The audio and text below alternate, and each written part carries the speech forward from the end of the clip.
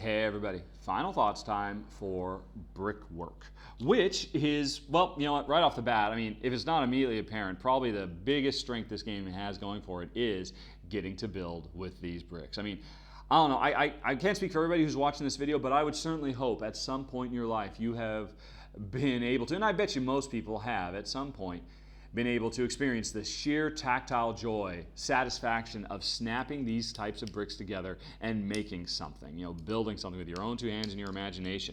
And, you know, it is very, very delightful to be able to do that, and it's a really great nostalgia feeling to be able to put stuff like this together. And then on top of it, there's an interesting little worker placement with a shared pool of workers, which is a very, very cool concept. I haven't seen that very often in games. And a kind of interesting turn order majority thing going on where, I mean, you're really trying to stay heavier, you know, because there's the bumping, which is another really, really great feature. It's not necessarily the case that there are exactly 4 rounds every turn. There might be 5 rounds or 6 or even 7.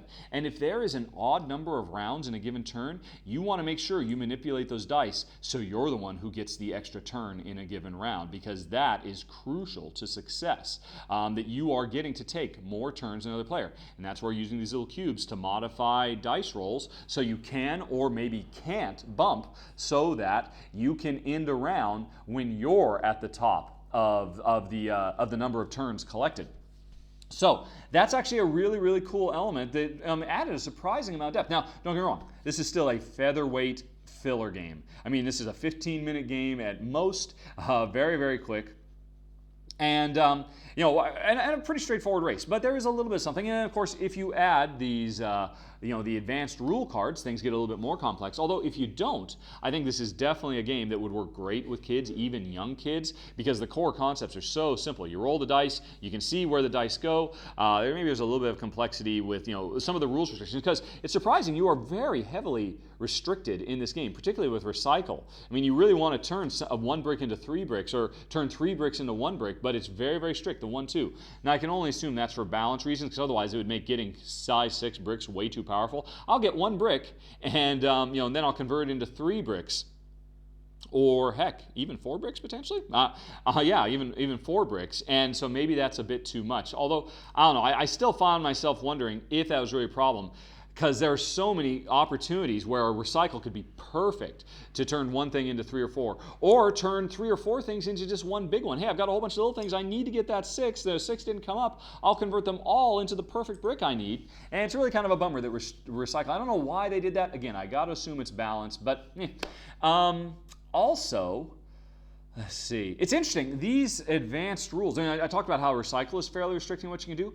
A bunch of these advanced cards restrict you heavily as well. Like the biggest one, and there's a 50-50 chance it's going to be in the game, because if you roll a 1, 2, or 3, you are going to have limited storage capacity, which means you cannot have more than 5 bricks stored up, which means you can't go for like I get a whole bunch of stuff and then I do one really big epic build. You have to build more small and more piecemeal, and I think the game is better for that. But still, you know, we do find ourselves wanting to be able to build up for big epic builds and whatnot. But, you know, that's just kind of the way it shakes out. I'm not saying it doesn't work. We were surprised that sometimes for a game that you would expect is all about freedom and, you know, and cleverness, that well, sorry, you have to play it this particular way. And again, I assume that's for balance. I assume that's to keep things simple and streamlined. Look, you know, this is the way it goes. And, you know, even within those confines, the game works great. It's a fun, quick, light, breezy 15 minutes where you get to snap a bunch of bricks together. I do find myself wondering why it's only a 2-player game, though. Heck, maybe it's one of those things where if you go to the Kickstarter page, yeah, you buy 1 copy, it works for 2. Buy 2 copies and you can play with 4, because I don't see any reason this game would not work with more players.